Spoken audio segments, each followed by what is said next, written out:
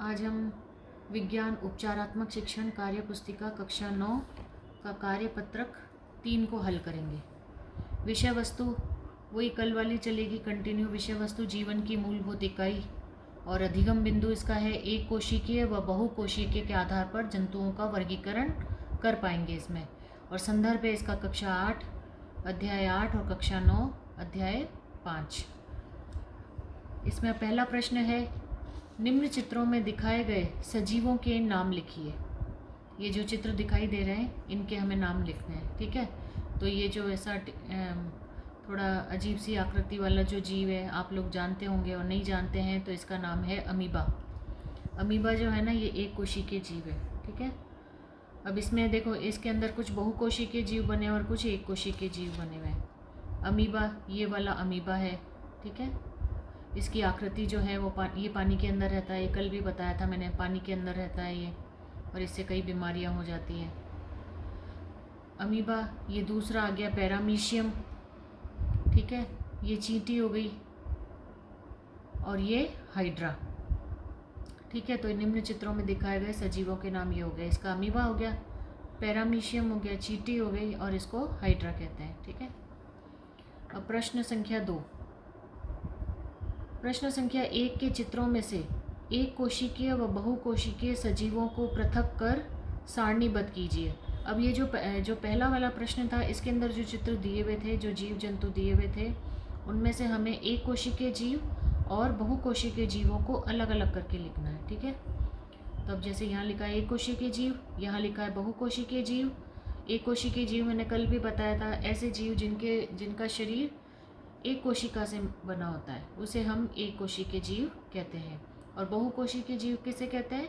बहुकोशिकीय जीव ऐसे जीव जिनका शरीर बहुत एक से अधिक कोशिकाओं से मिलके बना होता है, ठीक है, तो उन्हें बहुकोशिकीय जीव कहते हैं।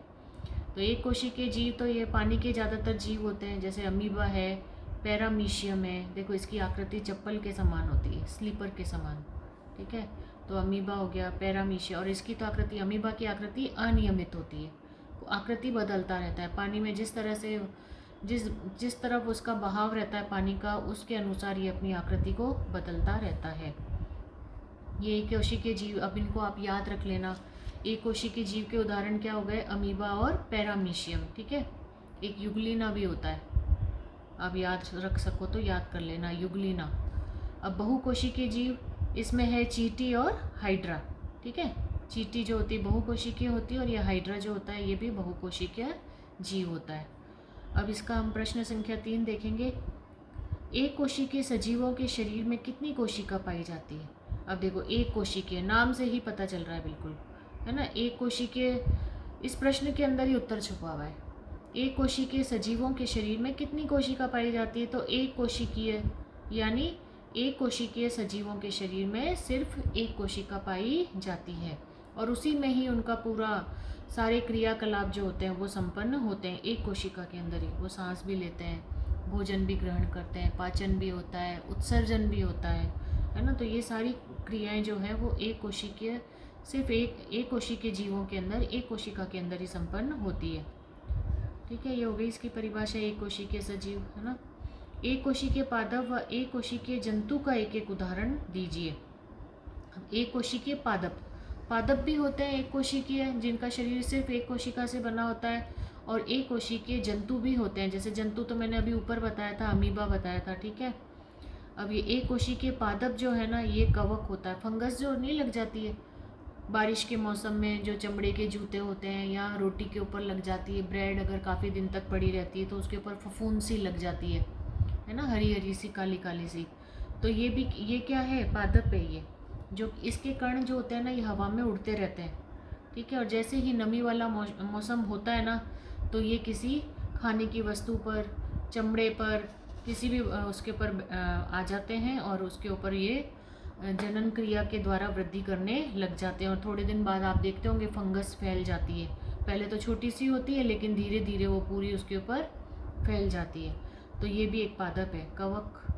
कवक या फंगस जिसे हम कहते हैं ये क्या है? एक पादप है। और एक कोशिकीय जंतु क्या है? ये तो मैंने बताया था ऊपर, अमीबा है, पैरामीशियम है, युगलिना भी मैंने बताया था, आप याद रख लेना इसको, ठीक है, तो ये हो गया प्रश्न संख्या 4। अब मुर्गी के अंडे में कोशिका की संख्या लिखिए। मुर्गी का अंडा आप लोग जानते होंगे, देखा होगा आपने, ये पूरी एक एकल कोशिका है। वैसे तो मैंने आपसे बोला था अभी पिछले वाले कार्यपत्रक में, मैंने कहा था कोशिकाओं को हम अपनी आँखों से नहीं देख सकते, उसके लिए हमें सूक्ष्मदर्शी यंत्र की आवश्यकता पड़ती है। लेकिन मुर्गी का जो अंडा होता है ना, वो इतनी बड़ी कोशिका है, देखो एक एकल कोशिका है वो, ठीक है ना। तो ये एकल कोशिका है। अब आप समझ जाओगे देखो कोशिका कैसी होती है। ऐसे ही हमारे शरीर के अंदर भी कोशिकाएं पाई जाती है, ठीक है। तो ये एक एकल कोशिका है।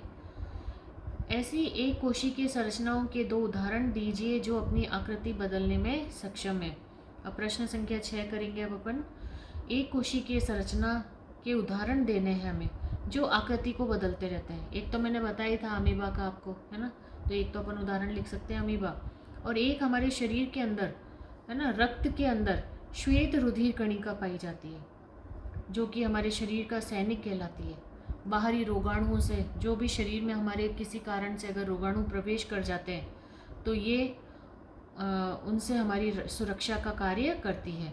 तो जो श्वेत रुधिर कणिका होती है ना, वो भी अपनी आकृति को बदलती रहती है, ठीक है। जैसे अमीबा अपनी आकृति बदलता है, इसी तरह से हमारे शरीर के अंदर श्वेत रुधिर कणिकाएं पाई जाती है जो कि अपनी आकृति बदलने में सक्षम होती है, ठीक है। अब ये शिक्षक प्रतिपुष्टि है और ये हस्ताक्षर है। अब ये समझ में आ गया होगा कार्यपत्रक 3। और अगर आपको समझ में आ रहा है तो मेरे चैनल को सब्सक्राइब कीजिए, लाइक कीजिए, कमेंट कीजिए, शेयर कीजिए, ठीक है। अब हम ये आगे देखते हैं कार्यपत्रक 4। विषय वस्तु वही जीवन की मूलभूत इकाई है। अधिगम बिंदु कोशिकाओं की आकृति के आधार पर पहचान करना। जैसी ये आकृतियाँ दी हुई है उसके आधार पर पहचान करना है कि भाई ये कौन सी कोशिकाएं हैं। कक्षा 8 अध्याय 8, कक्षा 9 का अध्याय 5। अब इसकी प्रश्न संख्या 1। निम्नांकित दी गई कोशिकाओं को उनकी आकृति के आधार पर पहचान कर उनका नाम लिखिए। तो ये वाली जो दी हुई है ये हमारे रक्त के अंदर लाल रक्त कणिकाएं होती हैं, ठीक है, रक्त कोशिकाएं हैं। तो इसका नाम क्या हो गया, रक्त कोशिकाएं। और ये वाला जो है ना, ये अंडाणु होता है, ठीक है। अंडाणु जो होता है ना, ये मादा के अंदर होता है जो कि जनन क्रिया में सहायक होता है, ठीक है। ये वाली जो है ये कोशिका, ये तंत्रिका कोशिका होती है। और ये हमारे पूरे शरीर में जो भी जीव जंतु हैं, हमारे से मतलब पूरे जीव जंतु जो भी होते हैं उनके अंदर ये पाई जाती है। और सिर से लेकर पैर तक पूरे शरीर में ये फैली हुई होती हैं। और इसी के द्वारा हम बाह्य वातावरण को, या कोई कोई जल जाता है कई बार हाथ हमारा, है ना, तो इनके द्वारा ही सूचना जो होती है ना वो मस्तिष्क तक पहुंचती है। और कोई भी तकलीफ होने पर हम हमारे शरीर के अंग को उस स्थान से हटा देते हैं। तो ये तंत्रिका कोशिका, ठीक है, ये तंत्रिका कोशिका। इसकी संरचना भी आप अभ्यास कर सकते हैं। इसकी संरचना देखो इस तरह की होती है, बीच में केंद्रक होता है, ये कांटे के समान ये द्रुमिका होती है। ये कोशिका मतलब कोशिका का शरीर है, ये पूरा कोशिका काय, ये तंत्रिकाक्ष कहलाता है इसका। फिर ये तंत्रिका का अंतिम सिरा। तो तंत्रिका के अंतिम सिरे से जो दूसरी कोशिका होती है ना, जैसे ये पहली कोशिका है, इसका अंतिम सिरा, इसके अंतिम सिरे से दूसरी कोशिका का कोशिका काय जुड़ा होता है। तो इस तरह से ये बिल्कुल चैन से, जैसे चैन की कड़ियाँ नहीं होती है उस तरह से हमारे शरीर में जुड़ी हुई होती है, पूरे शरीर में फैली हुई होती है। और इसी से ही संवेदनाएं जो होती है ना वो हमारे मस्तिष्क तक पहुंचती है, ठीक है। जैसे सर्दी का एहसास हो रहा है, गर्मी का एहसास हो रहा है, ठीक है ना, तो ये सारा हमें इसी से ही महसूस होता है। अब ये वाली जो कोशिका है, ये पेशी कोशिका, ये हमारे जो मांसपेशियाँ होती है उसके अंदर पाई जाती है, तर्कुरूपी होती है, ठीक है। तो ये पेशी कोशिका होती है, मांसपेशियों में पाई जाती है पेशी, ठीक है। अब इसका प्रश्न संख्या 2। लाल रुधिर कणिकाएं कहाँ पर पाई जाती है, तो ये अस्थि मज्जा में पाई जाती है। और इनका रंग कैसा होता है, लाल रुधिर, नाम से ही पता चल रहा है, इसका आंसर लिखा नहीं है, अस्थि मज्जा में पाई जाती है, पाई जाती है, ठीक है।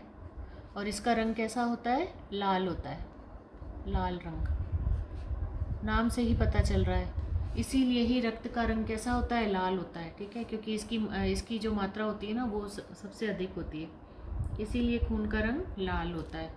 और ये ऑक्सीजन और कार्बन डाइऑक्साइड के परिवहन में सहायक होती है, क्योंकि इसके अंदर हीमोग्लोबिन पाया जाता है। ठीक है। हमारे शरीर में सैनिक के रूप में कौन सी कोशिकाएं उपस्थित होती है जो अपना आकार बदलने में, अभी अपन ने पढ़ा था अभी कार्यपत्रक 3 में, जो अपना आकार बदलने में सक्षम होती है।